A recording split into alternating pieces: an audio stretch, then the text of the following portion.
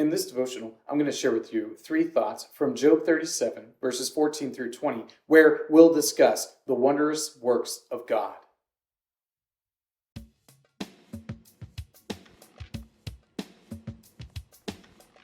Job 37, verses 14 through 20 says, "Hear this, O Job, stop and consider the wondrous works of God.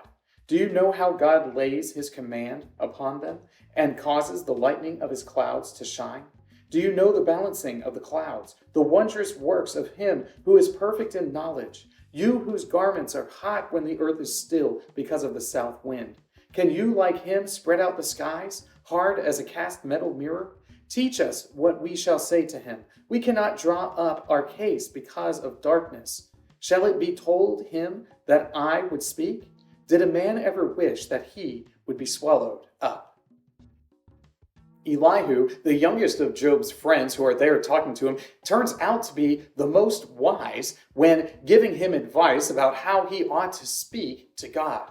When Elihu is talking to Job, he says, "Job, don't you realize, don't you recognize that God is so much greater, so much more wondrous than we could ever be? And because he is on a completely different plane of greatness, we don't even have the right to say anything about what he does or permits or brings about in the world. We have no right to say to him, 'Why have you made me thus?'"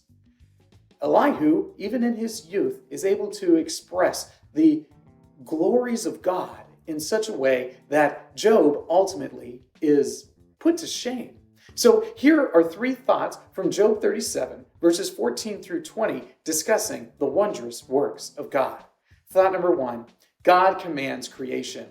Elihu points out to Job, you can't say anything about the one who calls for lightning and it appears. You can't say anything about the one who controls the clouds. These are things that mere man cannot do. These are things that are well beyond our capacity as created things. We can't control the weather. We can't control creation. And yet, this is something that the Lord commands on a regular basis. He has made it, so he is ultimately in charge of it and can command the wind, the waves, the weather to do whatever it is that he desires of them. We forget that.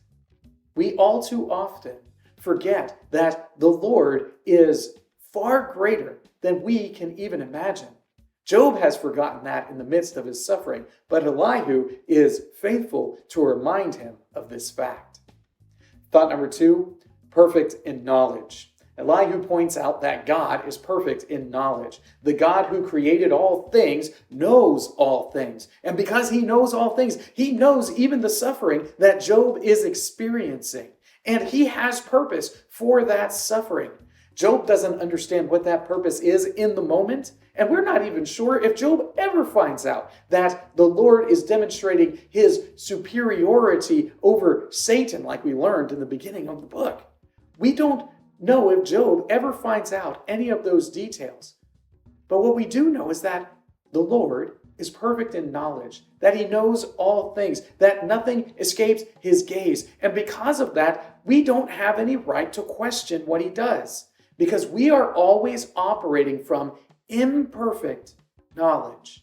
We are always operating from an incomplete understanding of what is taking place in the world. So we won't be able to bring anything before God that he doesn't already know, or that he isn't already aware of, or that he isn't already working out for his own purposes of his ultimate glory and our ultimate good if we happen to be the people of God. The Lord is perfect in knowledge, and we are not. Thought number 3, nothing to say. If you really consider the wondrous works of God, how he is perfect in knowledge, and how he commands all of creation, then you have to acknowledge that we don't have anything to say before him. We only have one thing that we can do before God, and that one thing is to offer him praise and glory and worship. That is all we can do before God. That is all we have the right to do, because we are so much lower than he is. We have nothing to say. We have no ability to accuse him of injustice, as Job has been doing.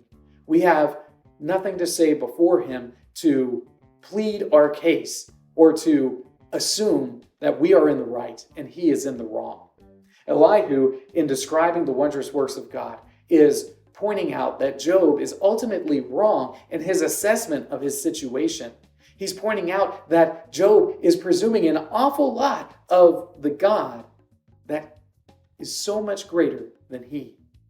We should be careful to always acknowledge that God is wondrous. He performs wondrous things, and that he is ever above and beyond us and our understanding.